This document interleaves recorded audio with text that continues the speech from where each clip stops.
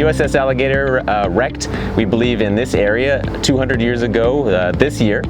And for many years, people believed that a shipwreck at the base of Alligator Reef Lighthouse was the USS Alligator.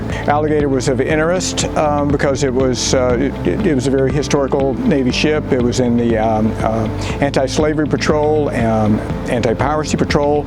It helped found the nation of Liberia as a colony to bring freed African slaves or slaves off captured slave ships.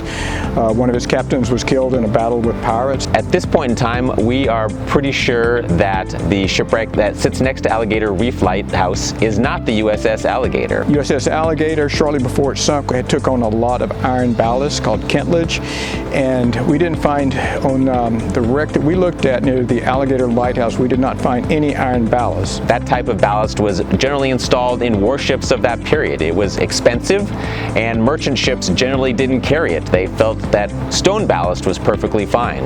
And so if we can find a shipwreck that has iron ballast in it, like we believe the USS Alligator, then we will know much more conclusively that this other site is more likely to be USS Alligator.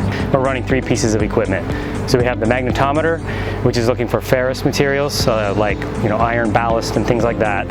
And then we have the 2 different types of sonar, which are looking for any kind of features on the seafloor. We have a long history of working with the Navy where on missions that overlap between our jurisdictions, and for us, this was the perfect confluence of those factors. You have the USS Alligator, which is a naval vessel, and of course the Navy has an interest in it, and maritime archaeologists who want to protect and preserve that site, but it was lost within what is now a national marine sanctuary, and we have that same mission to protect and preserve for the enjoyment of future generations, for the enjoyment of this generation, for its educational value, for its recreational value.